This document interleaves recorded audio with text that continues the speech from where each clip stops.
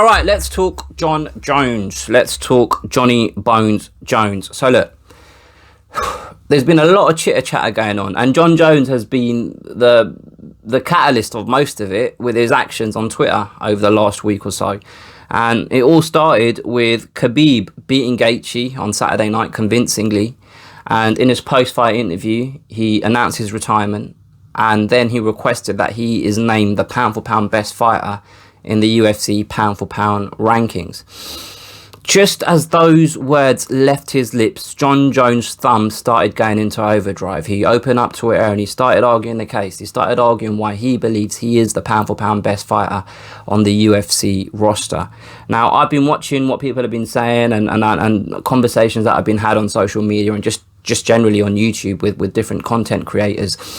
In fact, I did a battle chat yesterday with Joe Lee, so go and check it out. I did a battle chat and we spoke a little bit about who we believe is the greatest of all time when it comes to mixed martial arts.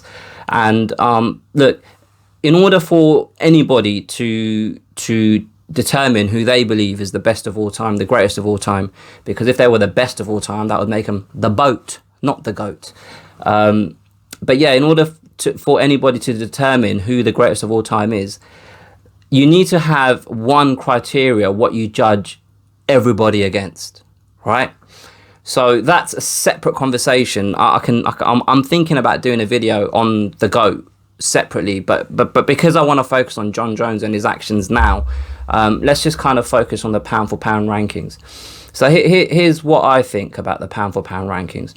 First and foremost, that list of pound for pound top 10 fighters on the UFC roster currently active is a list that I pay zero attention to. And I don't think many people out there really cared very much about the pound for pound rankings until Khabib mentioned that he wants to be put on top of that list, and Jon Jones started arguing his case about being on top of that list. It's a weird, I found it really weird that Jon Jones was so determined to argue his case. I found it weird that he was so adamant that he deserves to be top of that list. And the reason why I say that is, who cares? Like, who does anybody actually care? Like, we're talking about a made up list that is determined by people that I don't know if anybody knows who actually puts those lists together. Like, it's made up by someone in the UFC. We're talking about rankings that the UFC use in specific weight classes, right? So they use these rankings to basically the main purpose or the main function of these rankings for specific weight classes for the UFC is to have leverage over their fighters. We saw it just last week when they just decided to pull Leon Edwards out of the rankings because he didn't want to take fights that they were offering him. And then he took a fight that they wanted him to take, and now he's back in the rankings. I've heard. I haven't even bothered to check. So where you can actually determine in a more where there's a easier way to determine who is in the top 10 of a ranking list of a specific weight class, because these guys and girls are all fighting each other. They're all part of the same group of fighters that are matched up against each other. So it's easier to say he's better than him or she's better than her. Even then, like, the rankings change on the whim of the UFC. When Gilbert Burns beat Tyron Woodley, he just got pushed up the list. Like, he hadn't beaten names in that division that other people had beaten that were then below him. So he had one victory over Tyron Woodley and he just got pushed up.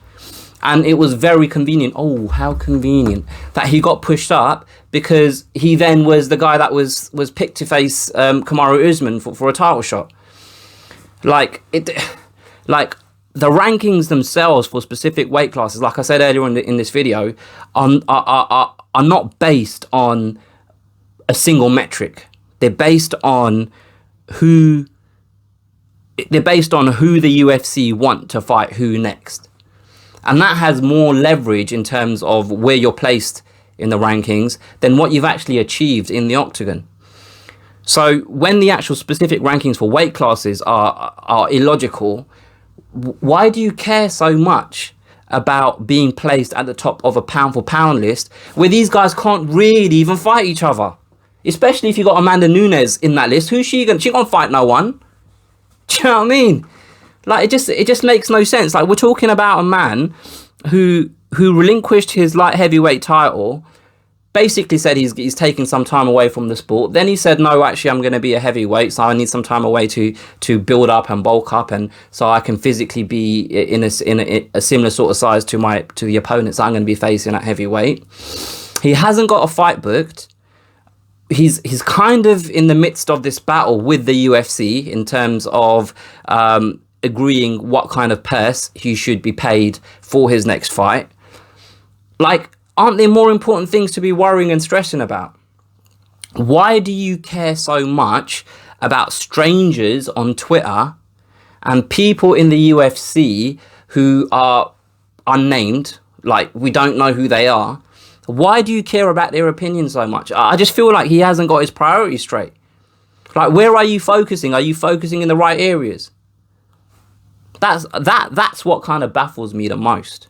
And if we're just actually going to talk about being the pound for pound best, the pound for pound best is who is the best fighter in the world in any weight class at this very moment. At this very moment. And Khabib just put in a career best performance against Justin Gaethje. His last 3 fights have been against contenders that he's finished inside the distance.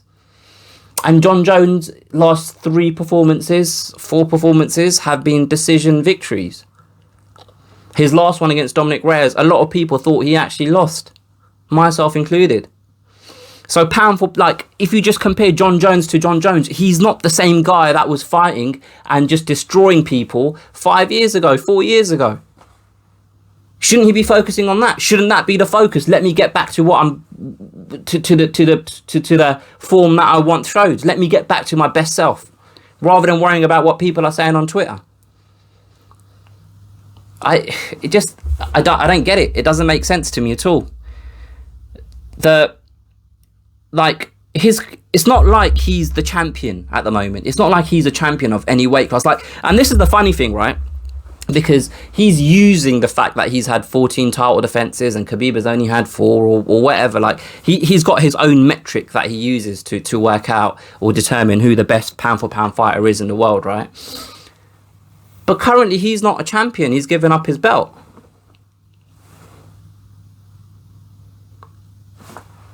I don't, like, do you know what I mean? Like, so it just doesn't make sense. Like, I just think there's way more important things to be worrying about. And just to finish off, like pick your moments, innit? Pick your moments. Like, I've always said Jon Jones is very self-absorbed and he's only able to see the world through his lens. And I suppose in the octagon that kind of helps him, I suppose. But as a general kind of human being trying to operate in society, it kind of backfires sometimes. And you're talking about a man that has he's recently lost his dad, and we know his dad was his best friend, his mentor, his coach. Like, his dad played such a big role in his life, right? He's just lost his dad. He's telling you he's retiring because he's lost his dad, and his mum's asked him not to continue without his dad being there by his side. He's listened to his mum. He's walking away from the sport, and his last request is, put me at the top of that list.